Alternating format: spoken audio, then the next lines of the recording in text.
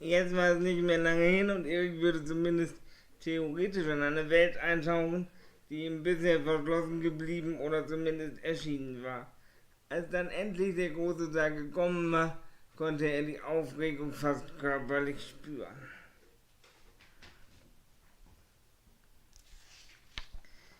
Sein Herz pochte, er schwitzte ein wenig und er war wirklich gespannt, wie seine Kommilitonen darauf reagieren würden, dass jemand im Rollstuhl das Wagnis einging, flirten lernen zu wollen und damit offen zugab, dass er einsam war und eine Partnerin suchte.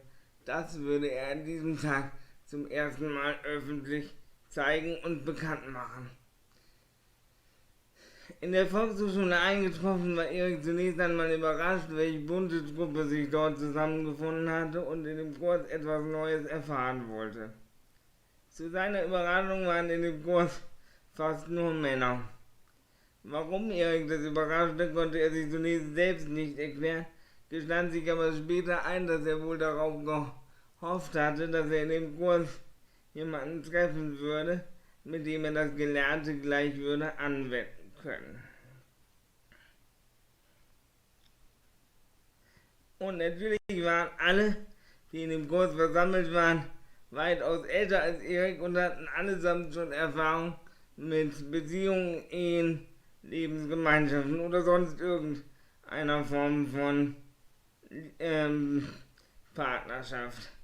Nach einer kurzen Vorstellungsrunde der Teilnehmer war Erik dennoch überrascht. In dem Kurs saß tatsächlich eine Dame im stolzen Alter von 82 Jahren, die zur Begründung, warum sie denn diesen Kursbesucher angab, sie habe 5 Jahre nach dem Tod ihres Ehemannes, mit dem sie beinahe 50 Jahre verheiratet gewesen war, beschlossen, dass sie nicht mehr allein sein wolle. Aus verständlichen Gründen habe sie das Flirten etwas verlernt und müsse sozusagen von neuem anfangen. Eine bemerkenswerte Frau mit einer bemerkenswerten Einstellung.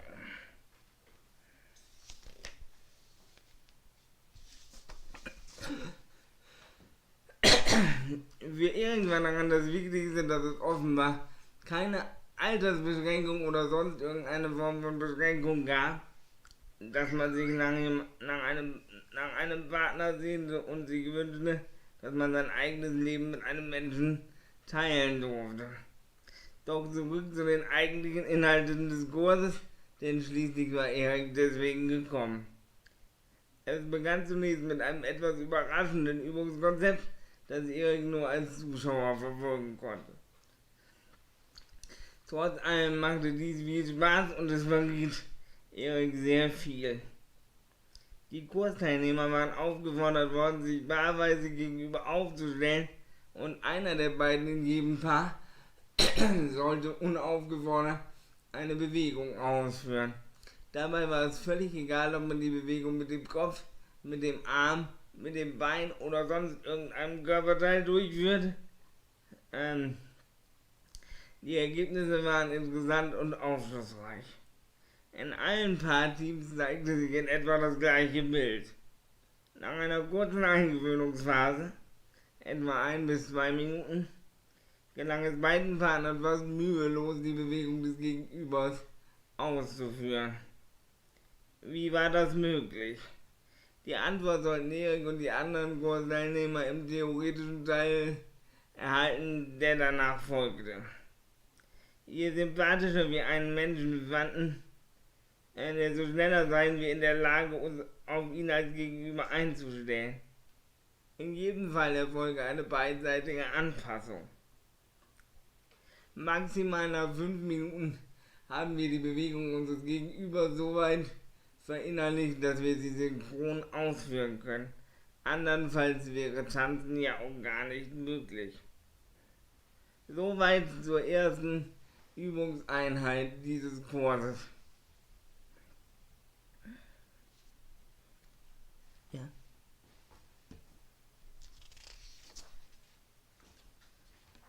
Es folgte ein weiterer Theorieteil, der für Erik der wichtigste und aufschlussreichste des Kurses werden sollte. Es ging darum, dass die Wissenschaft herausgefunden hat, dass es unterschiedliche Flirttypen gäbe und sie daran zumindest Tendenzen ablesen ließen, wer mit wem zusammenpasst bzw. flirtet. Im Groben ließen sich dabei 4 Flirttypen unterscheiden.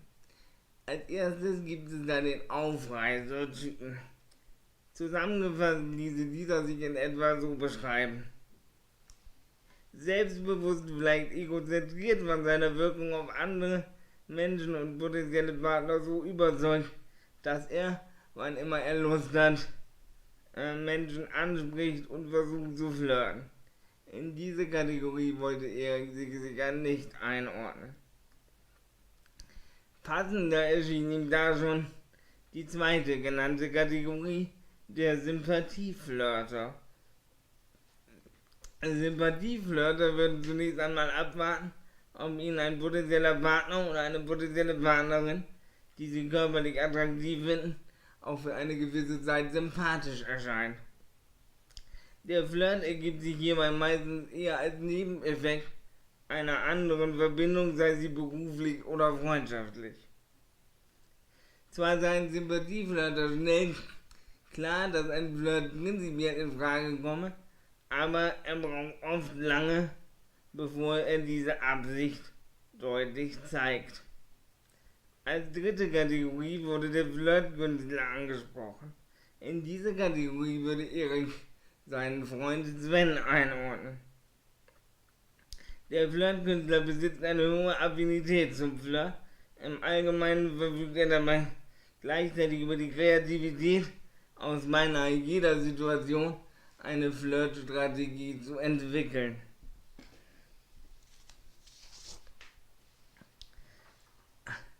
Als Beispiel nannte die Dozentin die Erfolgsgeschichte eines Paares, die an der Kinokasse mit den Worten begann: ihr 2 hübschen Mädels habt aber Karten für den falschen Film gekauft. Offenbar hatten die 4 noch an der Kinokasse abgemacht, sich nach dem Film noch etwas zu trinken zu treffen. Knapp 2 Jahre später war aus dieser Situation zumindest eine Ehe entstanden. Als vierter und letzter Flirttyp, wobei die Bezeichnung ein Widerspruch in Sicht ist, wurde der Flirtverweigerer angesprochen. In diese Kategorie fallen Menschen, die sich nicht trauen zu flirten oder auch bereits so schlechte Erfahrungen gemacht haben, dass sie sich jeder neuen Erfahrung aus Angst davor, enttäuscht zu werden, entziehen und verschließen. Generell gelte, dass die Wahrscheinlichkeit für einen erfolgreichen Flirt am höchsten sei, wenn sich 2 Menschen begegnen, die demselben Flirttypus entsprechen. Am schwierigsten stelle sich die Situation dar, sollten 2 Menschen versuchen miteinander zu flirten, die den unterschiedlichen Enden der Skala angehören. Ein Flirt zwischen einem Aufreißertypen und einem Flirtverweigerer habe beinahe keine andere Chance, als in einem Desaster zu enden. Jede andere beliebige Kombination sei möglich, erfordere aber beidseitige Strategieanpassung.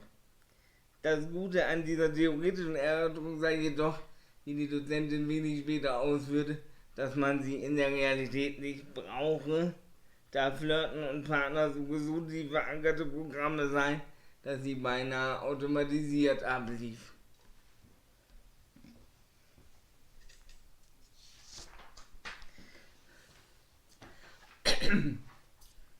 Nach den Ausführungen der Dozentin schoss Erik beinahe augenblicklich eine Frage durch den Kopf, die er der Dozentin in der nächsten Pause unbedingt stellen wollte.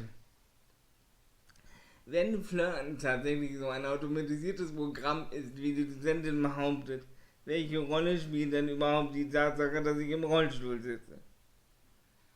Erik war von dieser Annahme noch nicht unbedingt überzeugt, auch wenn er seit der Erfahrung mit Maren wusste, dass diese Behauptung zumindest in dieser Situation wahr gewesen war. Schließlich hatte er damals nicht bewusst beabsichtigt zu flirten, es war einfach geschehen und die Dinge hatten ihren Lauf genommen. Doch bis zur nächsten Pause sollte es noch eine weitere theoretische Ausführung zu den Grundlagen des Flirtens geben. In diesem Fall ging es um sogenannte Suchbilder, umgangssprachlich auch gerne als Beuteschema bezeichnet. In der kurzen Zusammenfassung lautete der Inhalt etwa so: Suchbilder entstehen früh und ändern sich selten. Häufigster Zeitpunkt für die Entstehung eines Suchbildes sei der erste ausführliche Kontakt zum anderen oder bevorzugten Geschlecht außerhalb des Elternhauses. Gründe für eine Änderung des Suchbildes bestünden lediglich dann, wenn das bisherige Suchbild zu derart schlechten Erfahrungen geführt habe, dass sie prägend waren. Ein normales Scheitern einer Beziehung reiche dafür in der Regel nicht aus. Noch während der Ausführung der Dozentin würde sich Erik an Svenja erinnern, seine Freundin aus der Grundschule.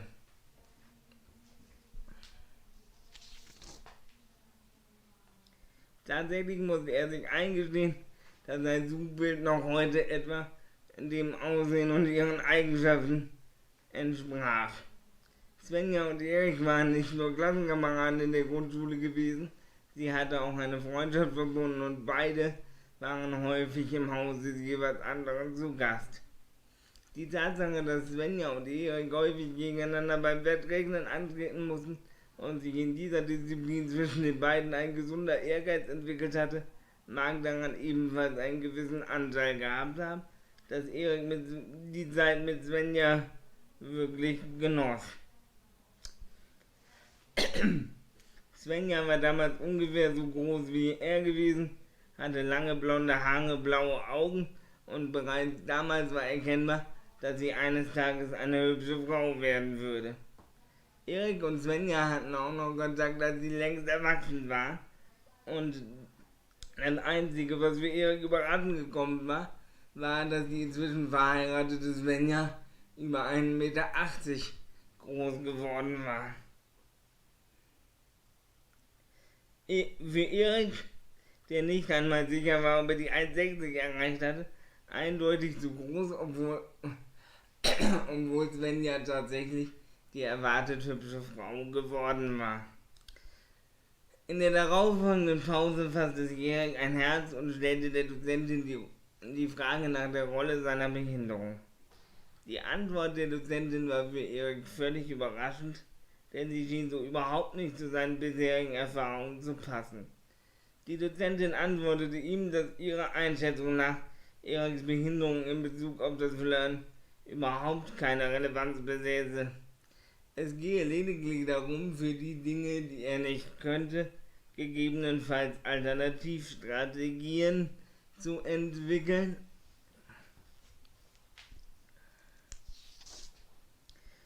Doch dazu würde sie im Anschluss an die Pause noch etwas mehr sagen, sodass Erik am zweiten Tag des Kurses, der genau eine Woche später stattfinden sollte, gern genauer nachfragen könnte.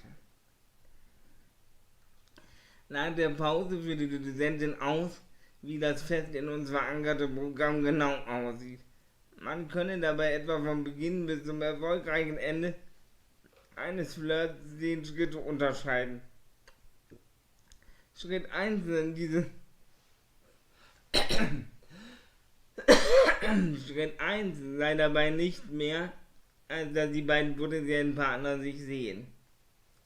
Insgesamt bräuchten wir etwa 7 bis 10 Sekunden, um in einem Raum, etwa einer Disco, festzustellen, ob ein potenzieller Partner im Raum ist oder nicht. Wichtig sei daran, dass die Frau den ersten Blickkontakt suche. Suche ihn der Mann, ginge das in 95% der Fälle schief. Schade, dachte Erik bei sich, denn sollte die Dozentin recht behalten, würde das wieder einmal bedeuten, dass er nicht aktiv suchen könne, sondern darauf warten müsste, gefunden zu werden. Doch die Entwarnung kam prompt. Es würde dabei nämlich ausreichen, wenn die Auserwählte einen nur im Augenwinkel sehen würde. Es erfordere also keine aktive Blickaufnahme. Sollte dies geschehen sein, müsse der potenzielle Partner schnell reagieren, dabei immer aufpassen, die Reaktion richtig zu dosieren. Eine kurze Blickerwiderung genüge. Hielte der Mann den Blick so lange, so wirke er aufdringlich und beängstigend. Sei die Blickerwiderung dagegen kurz, mache er sich interessant. Wenn dann tatsächlich beide Seiten Interesse an dem Flirt hätten, würde sich das Blickspiel mehrfach wiederholen und die Distanz zwischen den Beteiligten dabei jedes Mal kleiner, wobei die Verringerung gerade so groß ausfiel, dass man sie bemerke.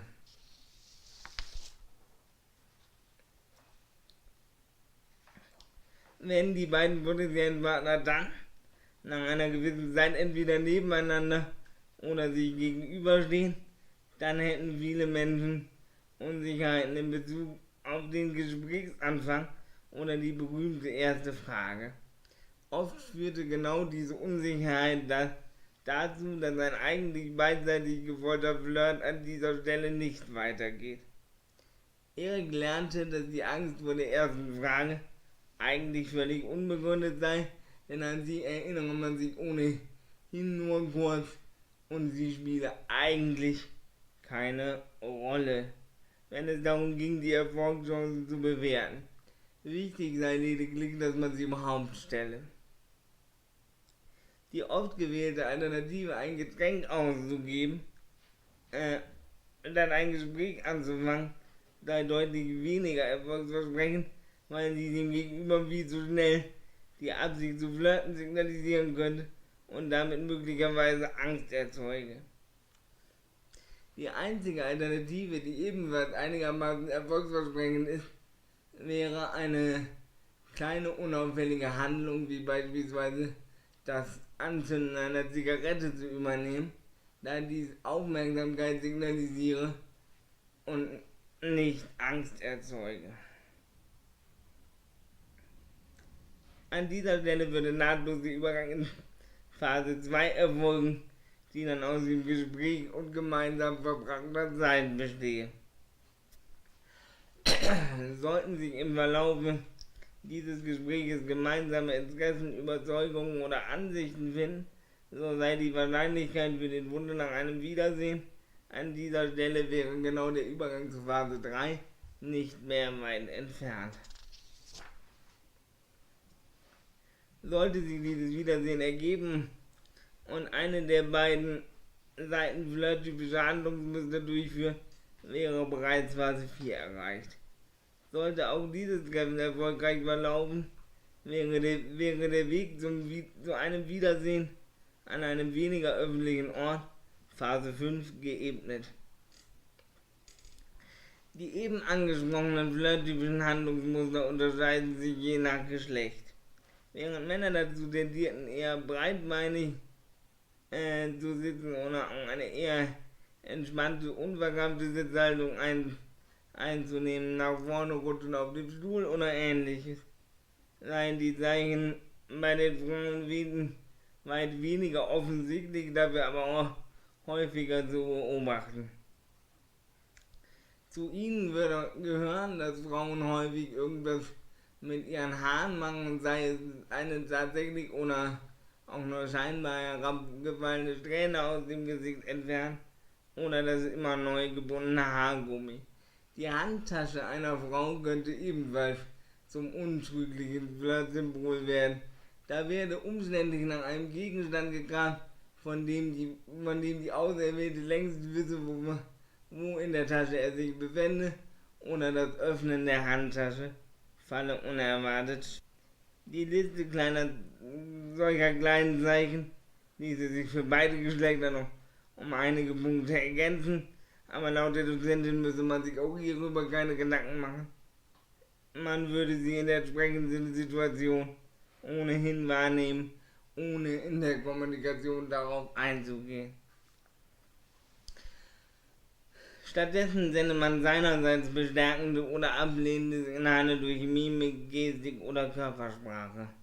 Erik war fasziniert von den Gehörten, konnte es aber dennoch nicht recht glauben.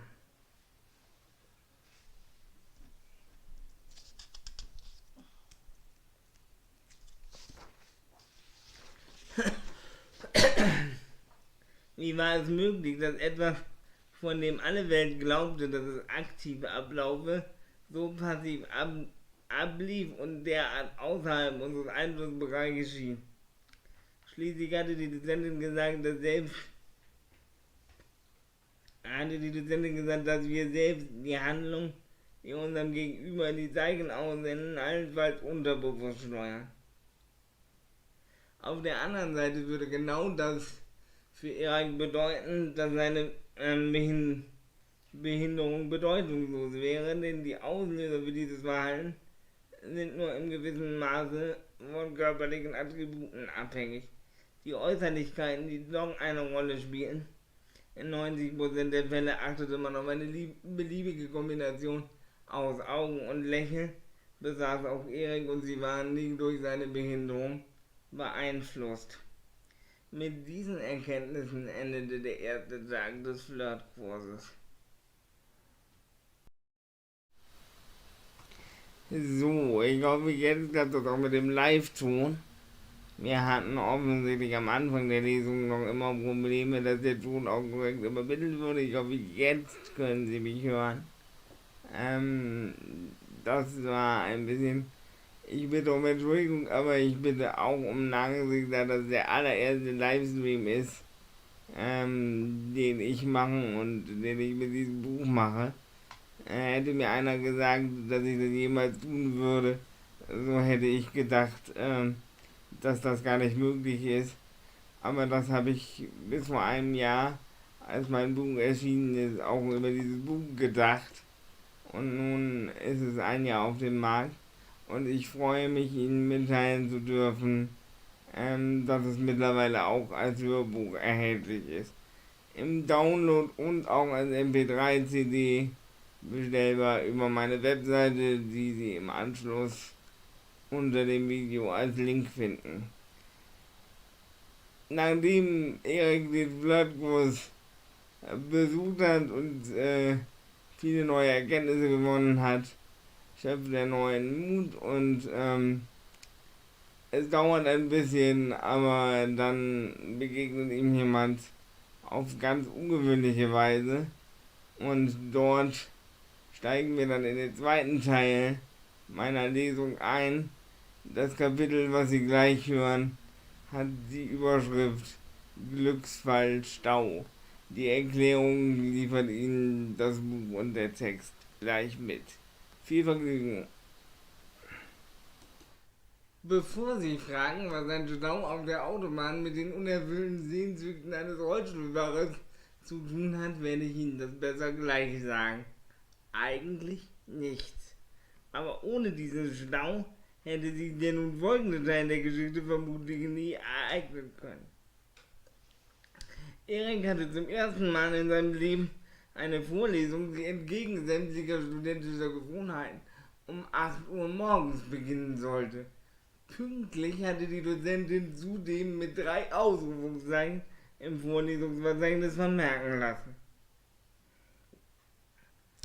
Die Vorlesung war erforderlich, damit Erik seinen letzten notwendigen Schein zur Erreichung der Voraussetzung für die Diplomprüfung in Englisch erwerben konnte. Es ging um englische Sprachpraxis und Literatur. Doch bereits in der ersten Vorlesungswoche stand Erik, obwohl er bereits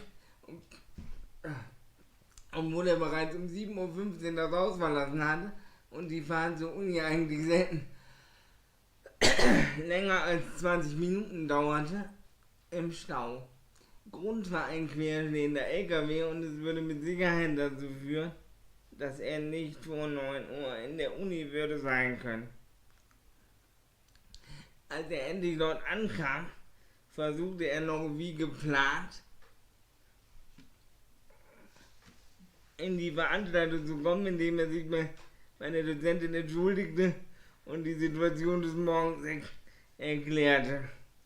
Diese erwies sich jedoch als ungewöhnlich streng und lehnte ab, dass er jetzt noch in diese Veranstaltung würde gehen können. Stattdessen bot sie ihm an, in die Alternativgruppe zu gehen, die um 10 Uhr beginnen könnte und zu der er selbstverständlich pünktlich würde erscheinen können. Das allerdings würde auch bedeuten, dass er dann immer in der 10 Uhr Gruppe bleiben müsse.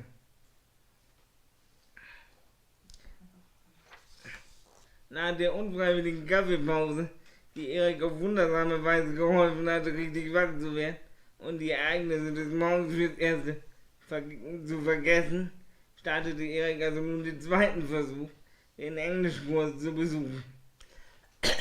Was dann passierte, war so merkwürdig und außergewöhnlich, dass Erik zunächst einmal nichts begriff. Kurz nachdem er seinen Platz eingenommen hatte, spürte er, dass hinter ihm jemand vorbeiging. Genauer gesagt spürte er es nicht wirklich,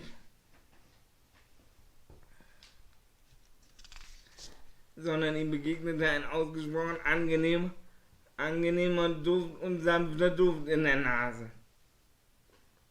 Erik konnte zum ersten Mal in seinem Leben einen Menschen tatsächlich und nicht nur sprichwörtlich riechen.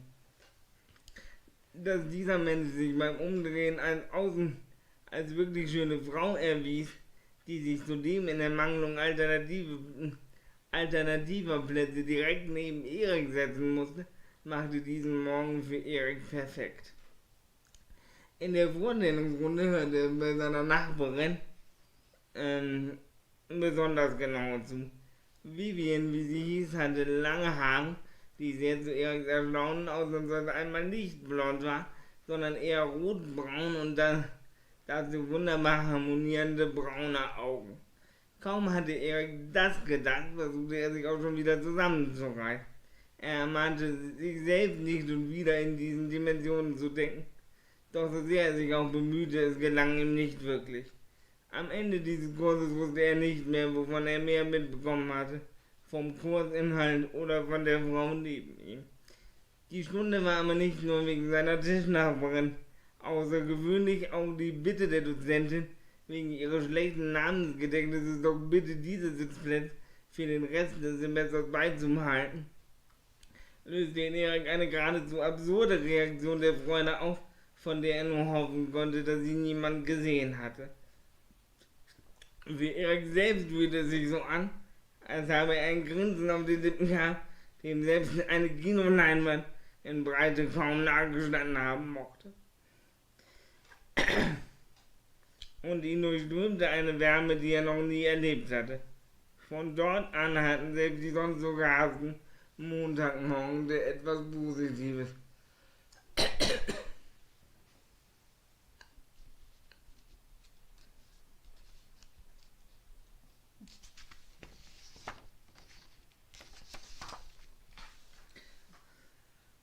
Erik ahnte, dass ihm das Aufstehen nach dem Wochenende zumindest für dieses halbe Jahr deutlich leichter fallen würde. Was im Laufe dieses Semesters mit Erik passierte, konnte er kaum selbst beschreiben, weil ihm dafür einfach kein passendes Wort einfiel. Jedes Mal, wenn Vivian sich meldete und das Wort erhielt, hörte er besonders genau zu. Er stellte schnell fest, dass sie sehr gut Englisch sprach. In der dritten Kurswoche bekam die Absurdität zwischen Vivian und Erik eine neue Dimension. Jedes Mal, wenn Vivian sich meldete, tat Erik das auch und eigentlich war es ihm egal, ob er hatte etwas sagen wollen oder nicht. Wie albern war das denn? War Erik gerade noch mal 14? Irgendwie kam es ihm vor, als habe er die Uni gegen die Kindergarten getauscht.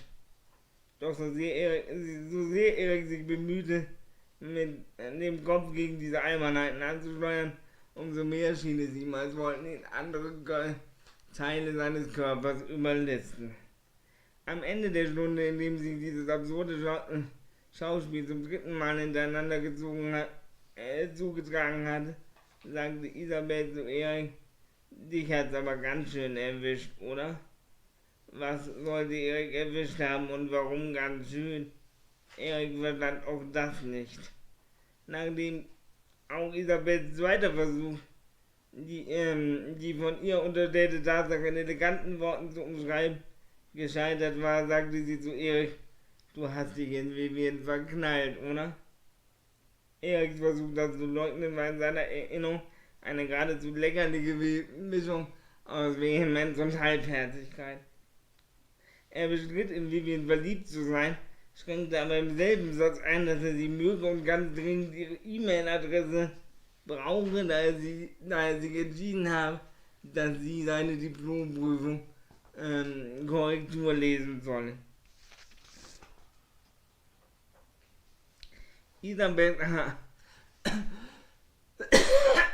Isabels Aha im Zusammenspiel mit ihren Augenbrauen verriet ihm, dass sie ihm irgendeinen Teil dieser Aussage nicht recht glaubte. Dass es dabei nicht um die Tatsache ging, dass er Vivian gerne als Lektorin für seine Diplomarbeit gewinnen würde, begriff selbst Erik. Also verbrachten Isabel und Erik die nächsten gefühlten 100 Pausen damit, Pläne zu entwickeln und noch schneller zu verwerfen, wie es Erik gelingen konnte, Vivians E-Mail-Adresse zu bekommen. Sicher, Erik hatte einen wissenschaftlichen Grund, warum er diese E-Mail-Adresse haben wollte, und irgendwie ahnte er auch, dass Vivian den Wunsch nach der E-Mail-Adresse auf eine direkte Frage erfüllt hätte. Aber inzwischen hatte selbst der etwas begriffsstutzige Rollstuhlfahrer kapiert, dass es mit Vivian etwas anderes war, als mit allen Frauen und Mädchen zuvor. Erik war sich bewusst, dass man ihm das auch ansehen musste. Besonders bewusst wurde ihm das, als Vivian ihn kurz vor dem Kursende auf den Flur begleitete und die beiden erstmals nicht nur über englische Grammatikformeln oder korrekte Form von Vokabeln diskutieren. Aber auch da traute sich Erik nicht, Vivian nach ihrer E-Mail-Adresse zu fragen. Stattdessen genoss er die Zeit, die er mit Vivian verbrachte und die natürlich viel zu schnell verging. Im Anschluss war sich Isabel sicher: Du bist verliebt. Zum ersten Mal in seinem Leben schritt Erik diese Tatsache nicht ab. Er mochte Vivian nicht nur, er wollte viel, nein, eigentlich alles über sie wissen. Und er ertappte sich bei der Fantasie, wie sie sich wohl anfühlen würde. Dann passierte etwas, mit dem Erik nie gerechnet hätte. Die gewissenhafte und schöne Vivian, bei der er einen ähnlichen Ehrgeiz wie bei sich selbst verstehen konnte, fehlte in der letzten Stunde vor dem Semesterende. War damit auch die letzte Chance vertan, an die E-Mail-Adresse der Frau zu kommen, die sich in letzter Zeit immer häufiger in seine Gedanken eingeschlichen und trotzdem stets ein Lächeln auf sein Gesicht gezaubert hatte. Sehr traurig und auch ein bisschen wütend auf sich selbst, dass er wieder einmal nicht den Mumm gehabt hatte, seinen Plan in die Tat umzusetzen, überstand Erik auch die 90 Minuten und wünschte sich, dass auch er wie Vivian im Bett geblieben wäre. Isabel versuchte ihn im Anschluss auf alle erdenklichen Arten zu trösten, doch zum ersten Mal scheiterte sie damit. Mit Tagen half Erik dann zum zweiten Mal in diesem Kapitel der Zufall. Die Dozentin hatte allen Kursteilnehmern eine E-Mail geschrieben. Dabei hatte sie nicht wie üblich eine Adressliste angelegt, bei dem nur der Listenname im Adressfeld angezeigt werden würde, sondern die E-Mail-Adressen aller Empfänger sichtbar gelassen. Zur Bemerkung, das war vor der DSGVO. Breit grinsend, aber auch mit ein bisschen einem schlechten Gewissen, machte sich Erik an die Arbeit und versuchte aus den 25 E-Mail-Adressen, die er dort sah, Vivians herauszubekommen. Gar nicht so einfach, wenn es nur 2 Jungs gab, die man mit Sicherheit ausschließen konnte. Tatsächlich hatte aber Erik das Gefühl, dass nur eine Adresse die von Vivian sein konnte.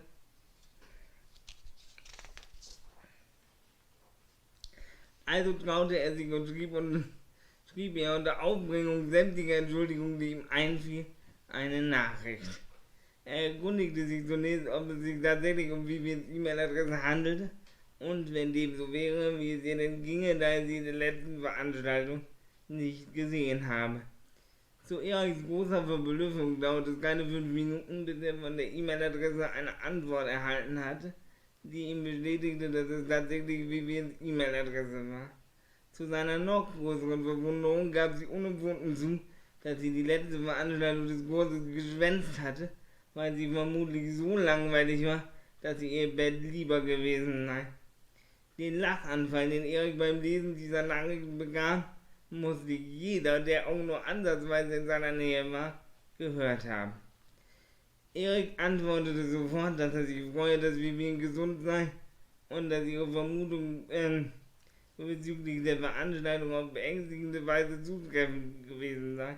Im Anschluss traute er sich dann endlich, seine Bitte nach bezüglich der Diplomprüfung vorzubringen.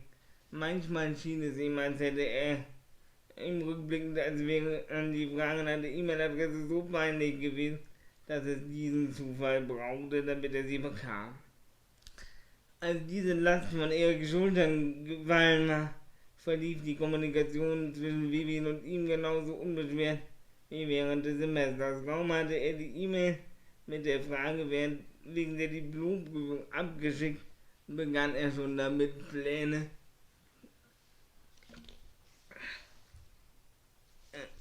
zu entwickeln. Sollte sich seine Arbeit tatsächlich korrigieren, hatte er dann nicht den perfekten Grund gefunden, sie auf einen Kaffee einzuladen. Würde sie die Einladung annehmen? Dass Erik behindert war, hatte Vivian ja nun das ganze Semester gesehen. Und so würde dieser Punkt bei allem, was sich zwischen ihnen ergibt, keine Rolle mehr spielen.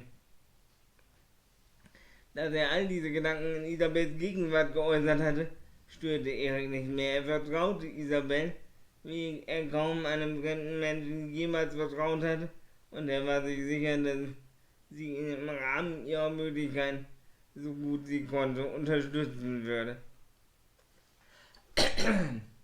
Tatsächlich bekam Erik bereits am nächsten Tag Post, und der Inhalt dieser Mail versetzte ihn für eine halbe Stunde in eine Welt, in der Universitätsvorlesungen und Diplomprüfung ungefähr so weit weg schienen wie der Mars.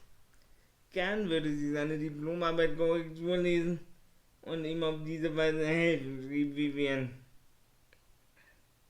Erik war so motiviert wie lange nicht mehr.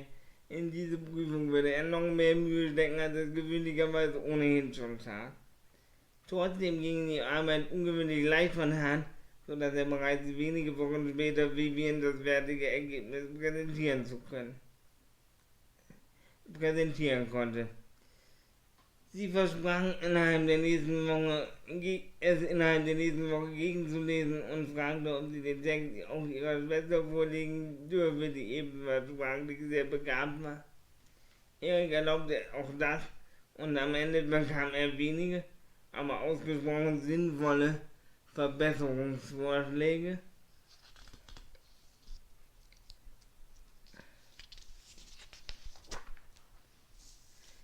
die er auch umsetzte.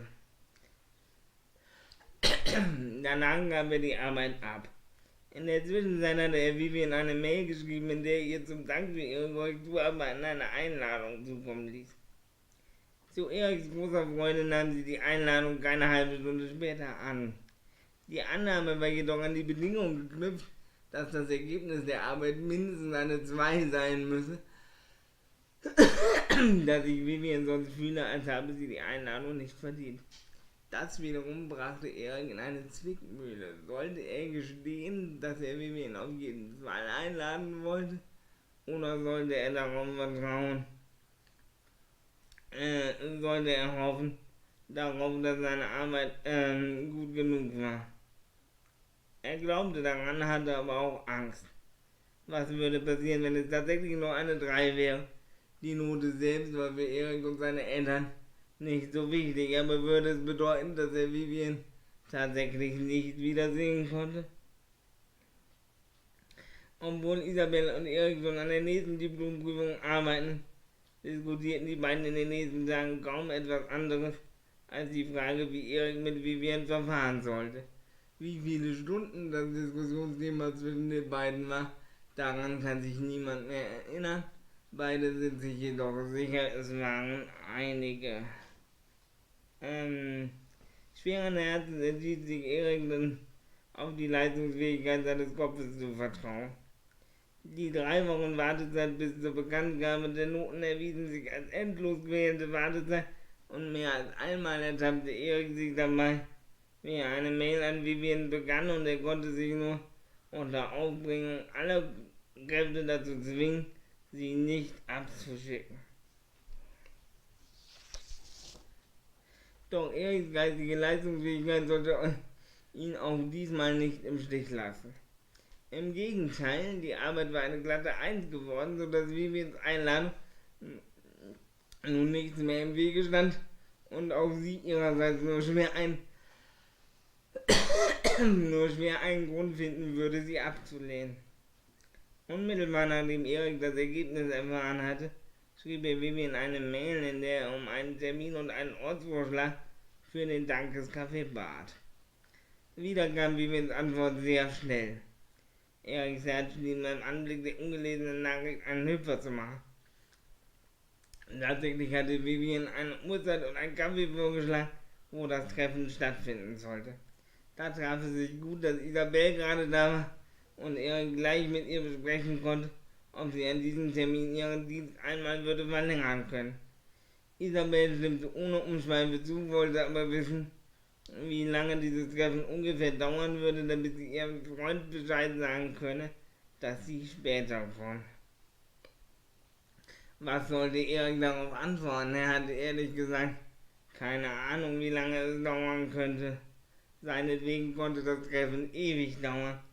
Erik vermutete aber auch, dass Vivian es ihrerseits so kurz wie möglich halten wollte. Also einigte er sich mit sich selbst, dass er Isabel bitten würde, ihren Dienst um 2 Stunden zu verlängern. Und selbst bei dieser Maßgabe schien es ihm, als habe er sich eher von seinen kühnsten Träumen als von einer realistischen Einschätzung leiten lassen.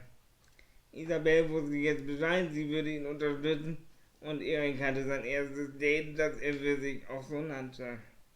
Der große Tag sollte in der darauffolgenden Woche sein und man würde sich am frühen Nachmittag treffen, in der Hoffnung, dass der norddeutsche Sommer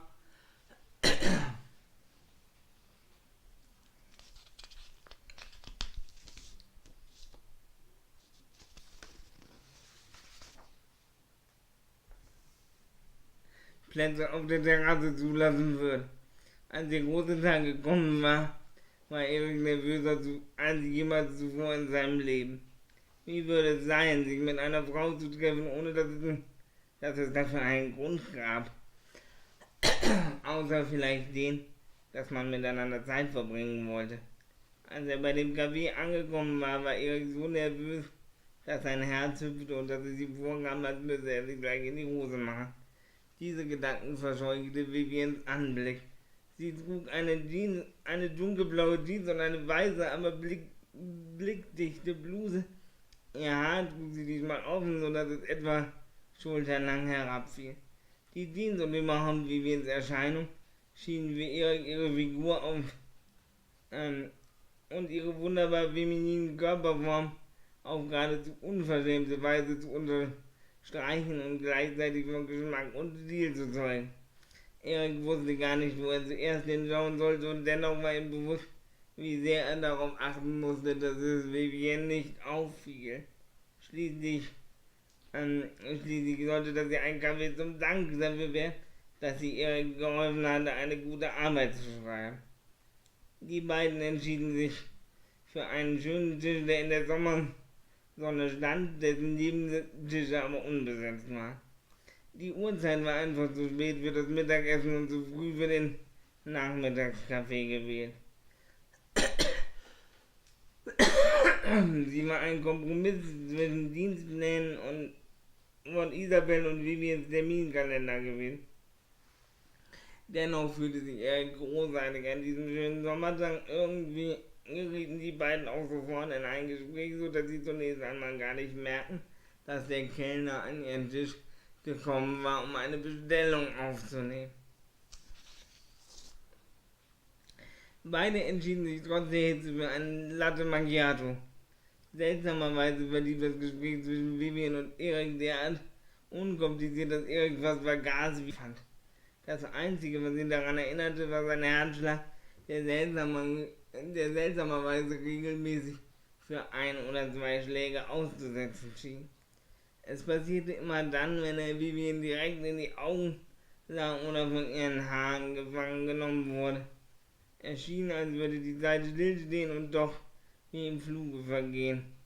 Keiner von beiden hatte je auf die Uhr gesehen und Isabel wollte plötzlich Brot und Zigaretten kaufen.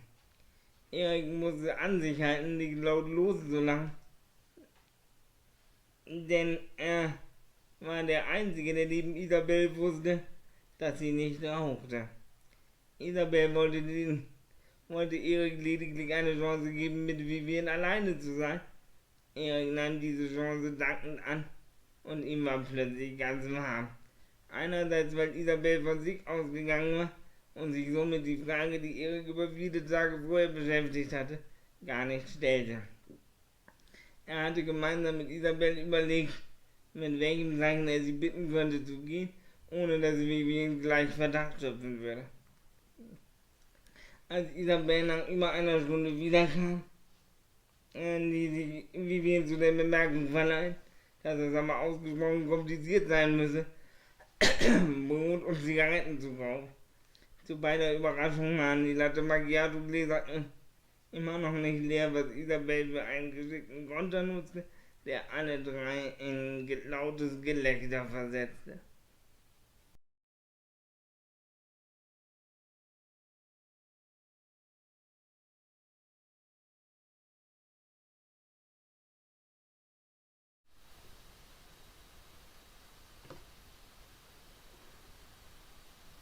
Jetzt müssen Sie mich auch wieder live sehen. Ich hoffe, dass ich auch im Ton zu hören bin. Die Geschichte um Vivian hat leider für Erik kein Happy End genommen, obwohl sie noch eine ganze Weile weiterging und Erik auf diese Weise zum ersten Mal wirklichen Liebeskummer erleben musste oder durfte.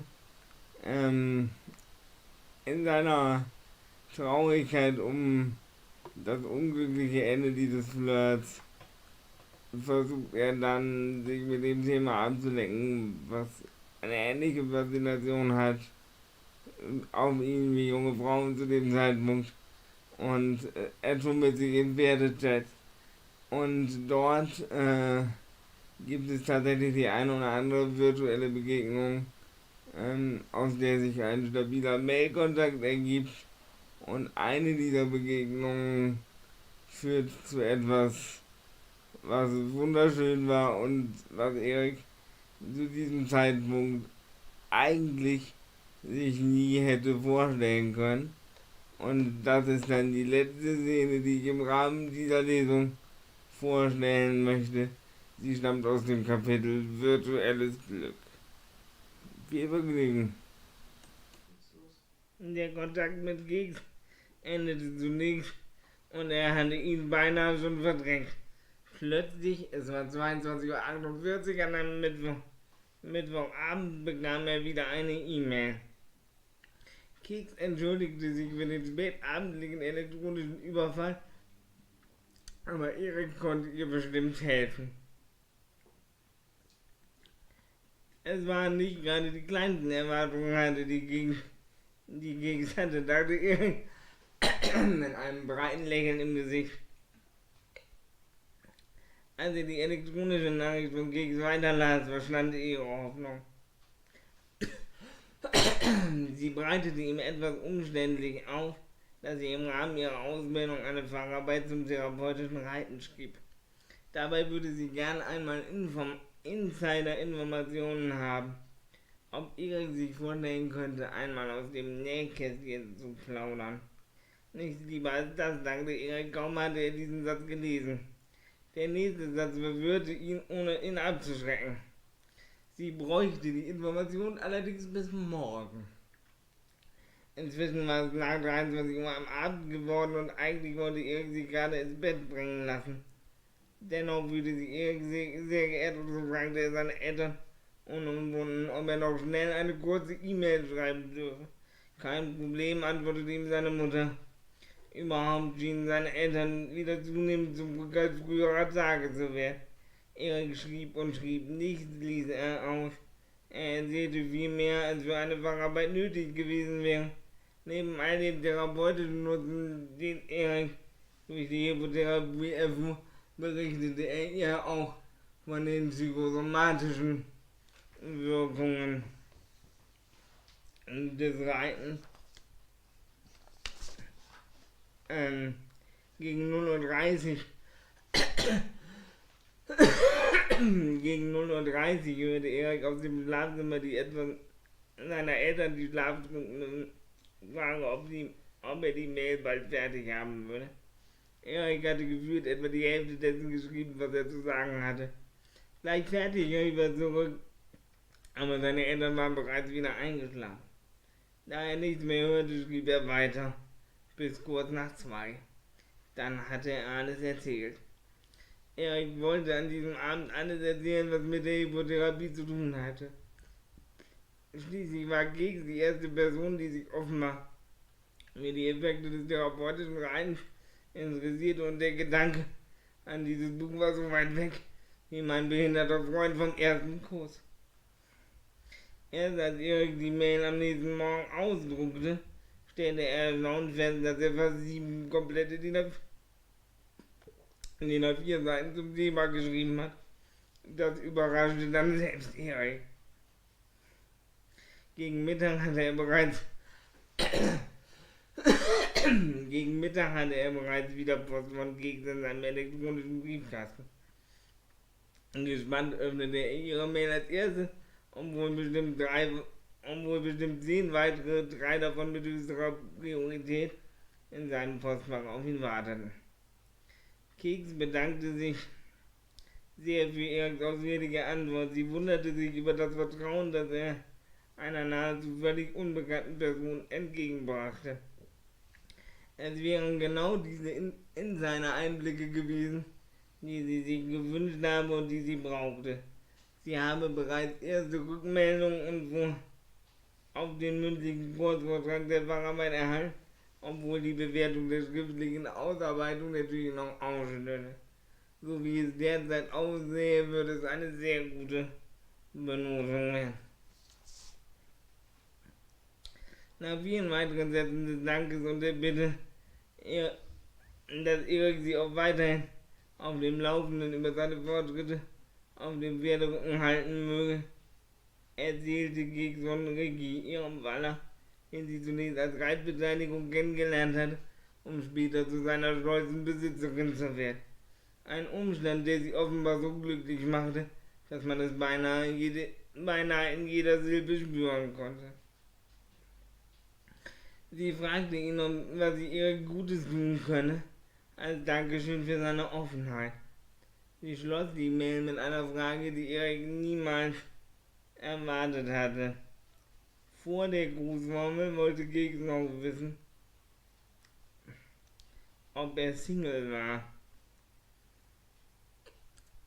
Wie zum Teufel konnte man denn aus einer E-Mail, in der jedes zweite Wort entweder Pferd, Felix oder sonst irgendeine Referenz auf den geliebten Vierbeiner gewesen war, auf den Beziehungsstatus schließen?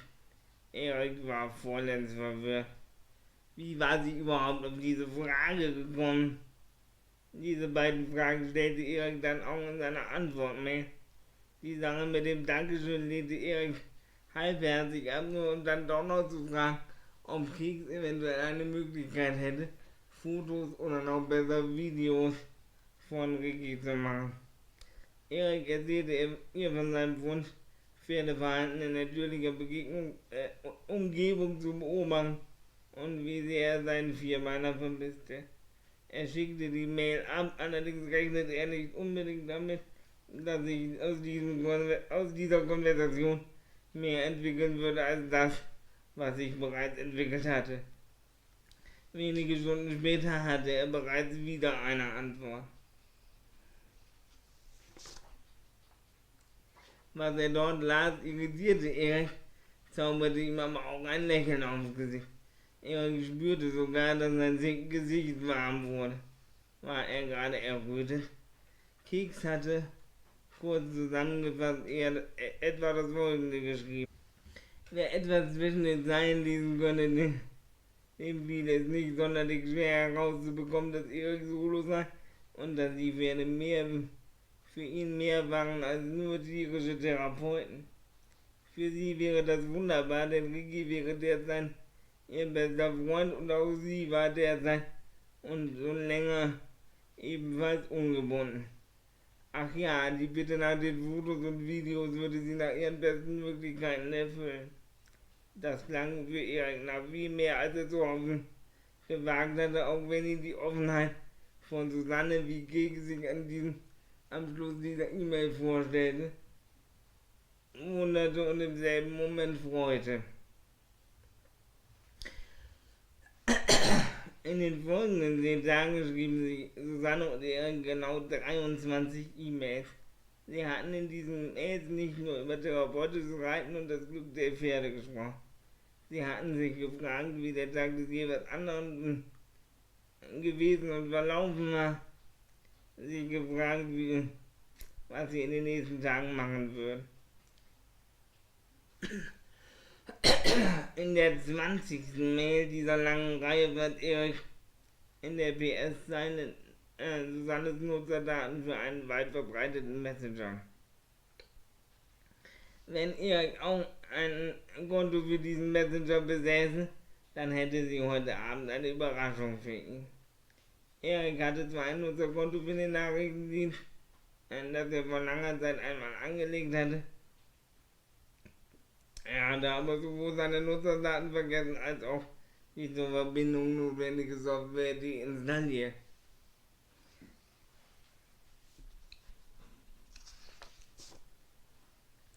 Eriks Neugier auf Susannes Überraschung war allerdings derart groß, dass er unverzüglich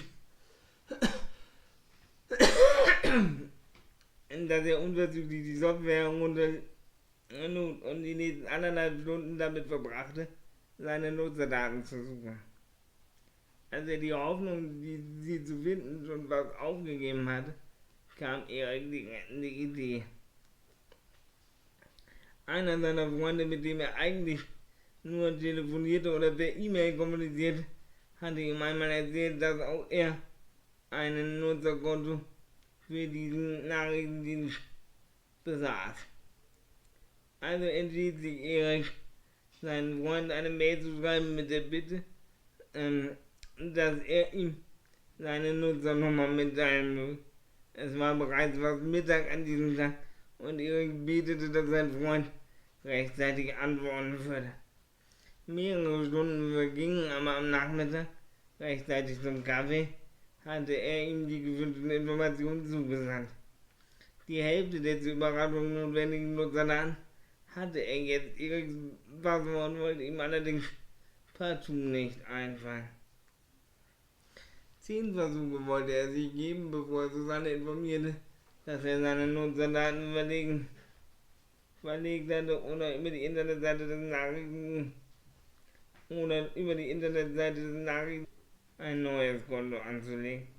Erster Versuch, Nutzername oder Kennwort falsch.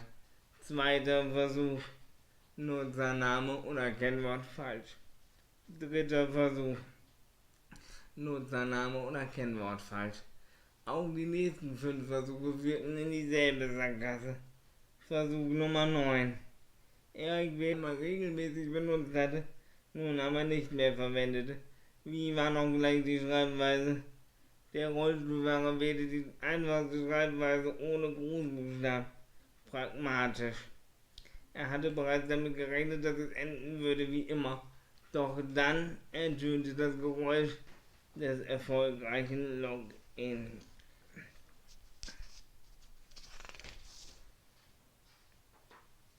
Mittlerweile war es kurz vor 6. Um 8 war er mit Susanne virtuell verabredet. Er freute sich auf die Überraschung, der nun nichts mehr im Wege stand. Die folgenden 2 Stunden vergingen trotz eines köstlichen Abendessens irgendwie langsamer als der Rest des Tages zuvor. Um 5 vor 8 loggte sich Erik mit den inzwischen ja wieder vollständigen Nutzerdaten bei dem Messenger ein. Susanne war noch nicht da. Wenige Minuten blickte ihr Name auf. Sie war da. Keine Minute später sagte sie: Hallo. Erik und Susanne unterhielten sich etwa eine Dreiviertelstunde über den Tagesverlauf und den des bisherigen Abends. Sehr nett. Vorsichtig versuchte Erik das Gespräch auf die angekündigte Überraschung zu lenken. Nicht so ungeduldig, schrieb Susanne zurück. Allerdings nicht ohne einen oder mehrere Smileys dahinter zu setzen, wie Susanne versucht. Die Erik zeigten, dass Susanne einfach nur die Spannung hochhalten wollte. Noch eine Stunde später, in der Erik und Susanne sich langsam und vorsichtig weiter auf eine persönliche Ebene vorgetastet hatten, bekam er schließlich die Anfrage, dass Keks, wie sie auch auf dieser Plattform hieß, eine Datei senden wollte. Die Dateiendung Move verriet Erik, dass es sich dabei um ein Video handeln musste. Er nahm sie an.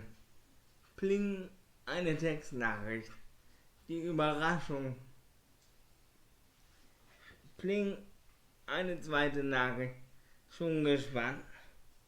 Mehrere grinsende Smileys dahinter. Oh ja, antwortete Erik und auch er grinste virtuell und in echt. Der Download verlief trotz der Tatsache, dass Eriks Eltern damals die schnellste verfügbare Internetleitung besaßen, kriechend langsam. Nach einer Dreiviertelstunde war die Datei endlich auf Eriks Rechner angekommen. Aus der Datenautobahn schien eher ein Datenfeldweg geworden zu sein, dachte Erik. Musste diese Einschätzung aber später korrigieren. Denn die schließlich erfolgreich heruntergeladene Videodatei zeigte ein Pferd, aller Wahrscheinlichkeit Ricky, das zunächst gemütlich sich anschließend ein bisschen bewegte und schließlich wälzte. Beim Anblick der Bilder musste Erik kämpfen, nicht zu weinen. Das Video hatte eine Länge von knapp 6 Minuten und war in der höchstmöglichen Qualität aufgenommen.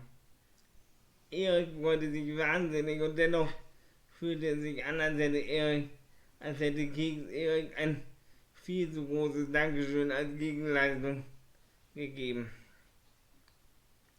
Susanne und Erik kommunizierten fortan beinahe täglich miteinander.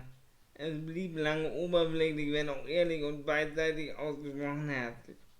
Bis etwas passierte, was er Susanne niemals gewünscht hätte, was aber für den weiteren Verlauf dieser Geschichte so etwas wie ein Glücksfall war. Rickys Mitbesitzer, den es noch gab, wollte oder musste aus gesundheitlichen Gründen sich von seinem vierbeinigen Freund trennen. Sowohl für Susanne als auch für Erik war das verständlich und nachvollziehbar. Gleichzeitig bedeutete das für Susanne eine große Unsicherheit. Würde sie in der Lage sein, ihren Ricky vollständig zu übernehmen? Oder würde es auch für Susanne bedeuten, dass sie Ricky verlassen musste? Erik versuchte nach besten Kräften Susanne verbal zu unterstützen und zu trösten. Plötzlich und ohne erkennbaren Grund las er an diesem Abend im Messenger die folgende Zeile: Komm auf mein Sofa. Wie bitte? Wie sollte er das denn machen? Sie hatten sich noch nie gesehen und das war ein virtueller Chat. Die Verwirrung in Eriks Kopf war gigantisch. Bevor Erik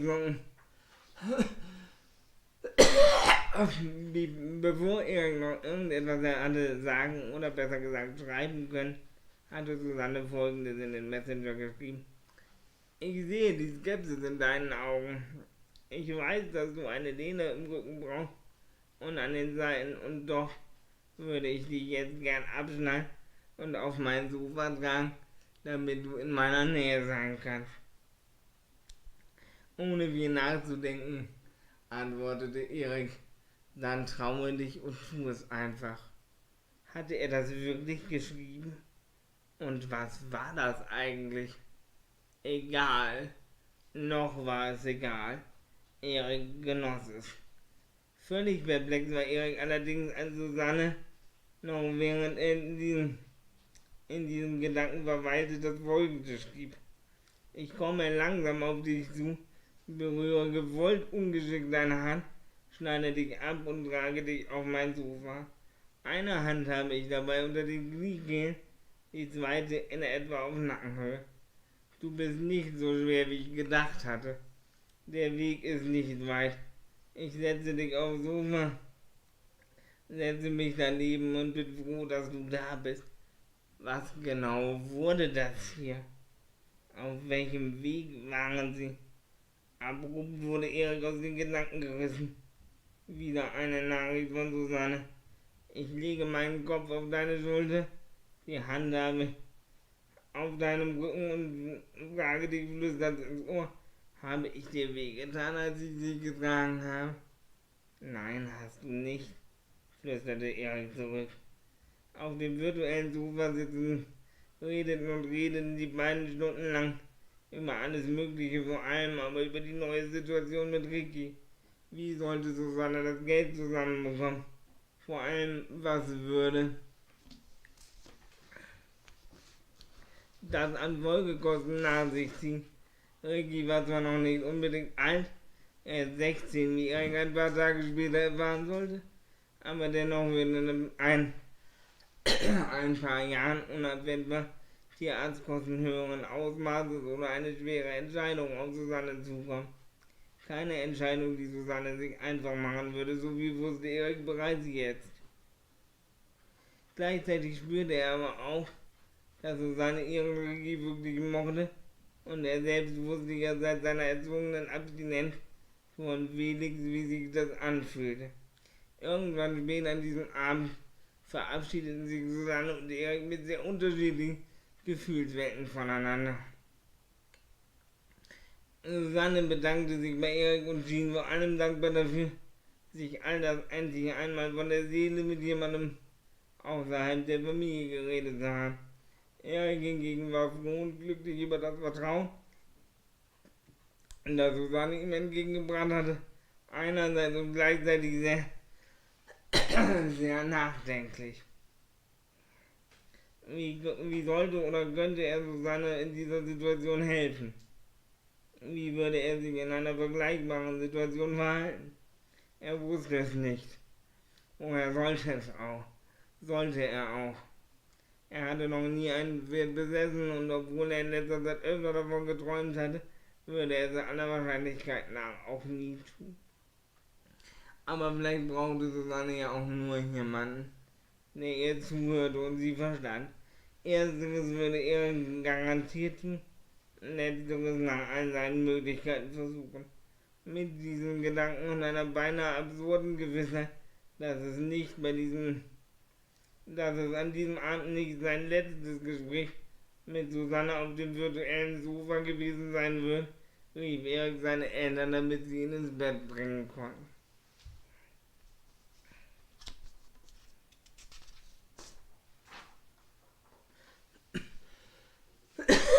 Von diesem Abend trafen sich Erik und Susanne beinahe täglich. Zumeist später am Nachmittag oder am frühen Abend. Sie erkundigten sich höflich nach dem Tagesverlauf des jeweils anderen, nach dem, was gut gelaufen war, nach dem, was schlecht gelaufen war. Von seiner Wunde hatte Erik bislang allenfalls eine Andeutung gemacht, da sie ja schließlich der Grund gewesen war, warum er nicht reiten konnte und auch der Grund, warum er sich so sehr über die Videos von Ricky gefreut hatte. Außerdem fand er, dass es noch nicht an der Zeit war, genauer darauf einzugehen, aber irgendwas sagte ihm, dass es später dazu kommen würde. Für Erik war es mindestens genauso wichtig, dass er nun zum ersten Mal nach sehr langer Zeit einfach mal wieder mit jemandem über alltägliche Dinge sprechen konnte, dass es jemanden gab, den es interessierte, wie sein Tag verlaufen war und was er erlebt hatte. Nachdem auch Susanne von ihrem Tag berichtet hatte, quatschten die beiden oft stundenlang und Erik saß dabei immer öfter auf Susannes virtuellem Sofa.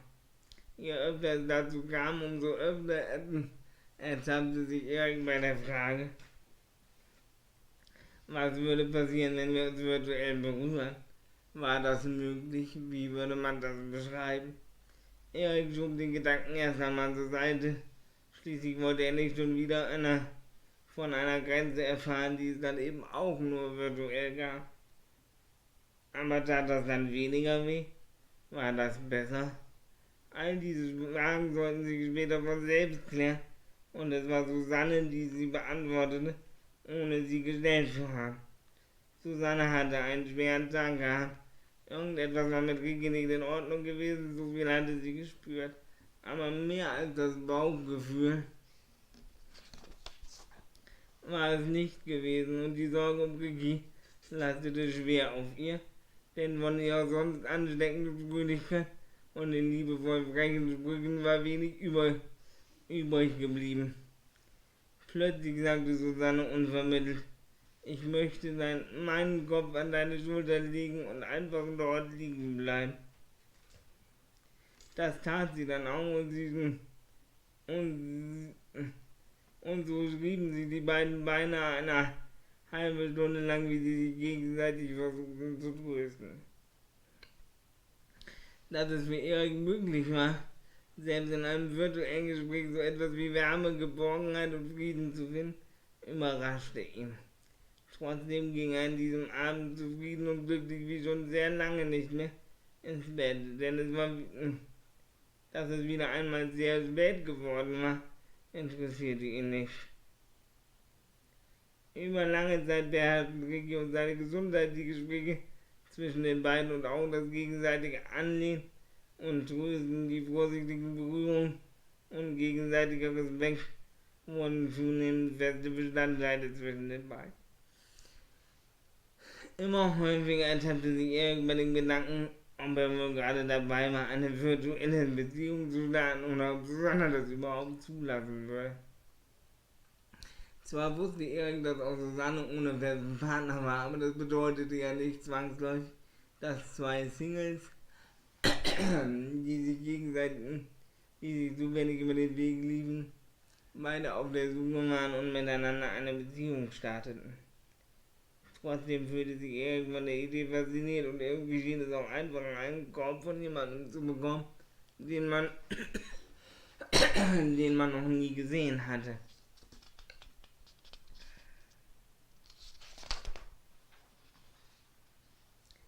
Er würde sich also trauen, den Weg weiterzugehen, so wie stand fest. Aber würde er auch der sein, der den Weg aktiv gestaltet, oder würde er der sein, der auf das wartet, was Susanne zulässt oder möchte? Wenige Tage später sollte sich auch diese Frage beantworten und es sollte wie so oft ein Mittelweg werden.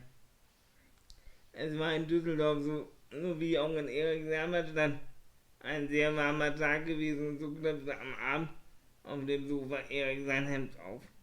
Vor Überraschung, aber auch in einem plötzlichen Anflug von Lust fragte Erik wieso direkt, ob er ihr auch ein Kleidungsstück aufknöpfen sollte.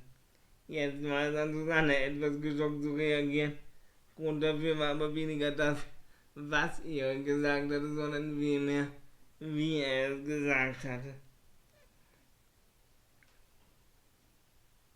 Und genau das schrieb Susanne auch zurück. Erik blieb offensiv. Er spielte mit der Tatsache, dass er noch Jungfrau gewesen war und folglich noch nicht wissen konnte, wie man so etwas richtig und vorsichtig und angemessen anstellt. Eine Dreiviertelstunde lang erhielt er von Susanne einen kostenfreien Kurs Flirten für Anfänger. Dann saßen die beiden mit aufgeklöpften Oberteilen und Blick auf die Unterwäsche auf dem Sofa. Eine weitere Stunde später hatten sie sich das erste Mal geküsst. Die Beschreibung dieses Umstandes in allen Einzelheiten war so schön und so einfühlsam gewesen, dass sie Erik erregte und er fast glaubte, es könne in der Realität kaum schöner sein. Einen scheuen, flüchtigen ersten Kuss und viele weitere in verschiedenen Spielarten derselben Disziplin gefolgt. Mit einem langen Gute-Nacht-Kuss verabschiedeten sich die beiden von diesem Abend voneinander und Erik hatte eine Freundin. So sah er die Sache jedenfalls.